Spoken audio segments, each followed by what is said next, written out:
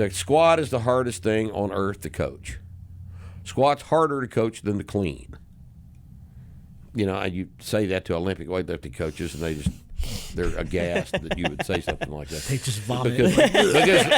Because the way Olympic weightlifting coaches the secret squat knowledge. is see that squat rack over there? Yeah. I want you to go over there and put a bar on that rack, put some weight on it, and do some squats. These assholes really down think, it up. These assholes really think that the snatch and the clean and jerk are the most complicated movements a human being can do. Right. Oh, yeah. Yeah, I've heard them say that 100 times. Mm-hmm. You know, And they carry themselves in that manner, as if they're haughty, full of themselves assholes. If I can teach a 7-year-old to do a perfect clean and jerk, it's not that complicated. It's not that complicated. It's not that complicated. God damn it. If it takes you 9 months to get your lifter to a 95% perfect clean, you don't know how to coach the clean. That's just all there is to it. We're all You don't laughing, know how but to- that happens. Yeah, man. yeah. I know. I've watched Olympic lifters struggle to teach somebody how to do a power clean All the for time. weeks. Yeah. I could have walked over and taught her in 10 minutes. Do you know why? Because they don't know how to coach the deadlift. That's what it is. They don't know how to They coach don't the know fucking what deadlift. the pull off the floor should look like. Yeah.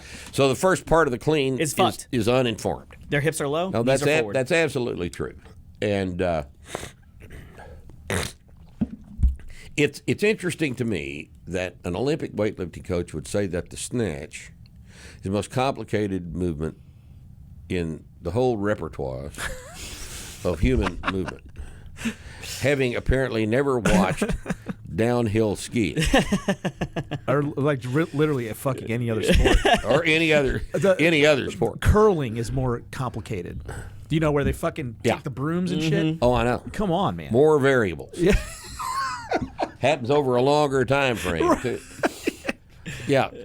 Going down an ice-covered mountain at 95 miles an hour and not murdering yourself is somehow easier than a snatch that takes about a second. than something like my 10-year-olds do in the gym 3 times a week.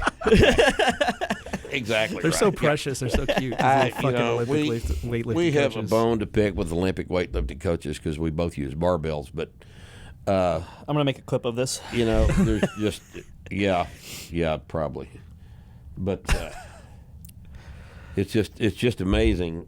You know, you brought up something, get back on track, that you brought up Right, something yeah. earlier. The whole, we've always done it this way. Yes, Okay, that whole argument. it's always worked for me. It's always worked for me. We've always done it this way. My coach has always done it this way. His coach has always done it. Name one instance in any industry, in anything at all, where that was efficient and good for that thing. Right. It hasn't been. It's never been. No. I mean, if you can't make progress in industry, in manufacturing processes, in chemistry, in any of the other things that are actually no shit complicated, that benefit mankind, that generate a product that everybody wants to buy, you can't make progress in that. And excuse that lack of progress by saying, well, it's always worked for us before. Well, I think that's We can't use you. Well, there's That's how the You're world- not of any use to us in the long term.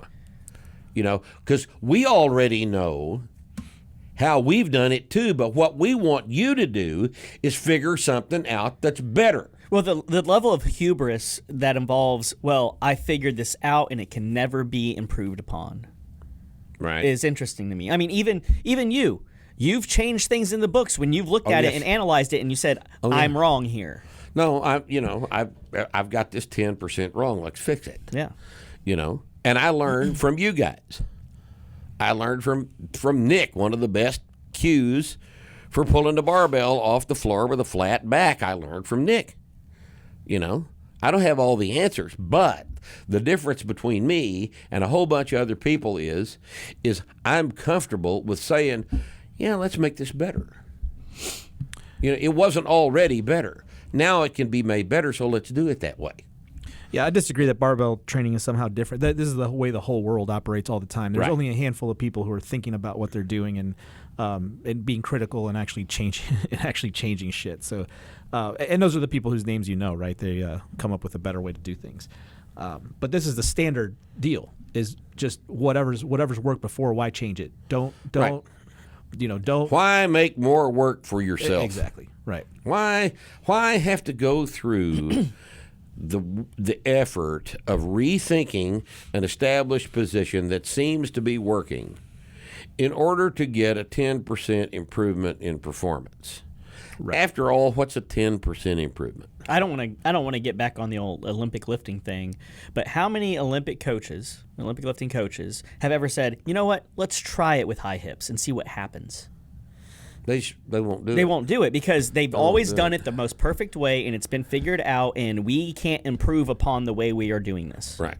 No, I'm afraid you're right about that. They just are not interested in. And it's not just Olympic coaches. It's a lot. What it is Olympic weightlifting coaches have somehow arrived at the conclusion that they are superior to all other coaches.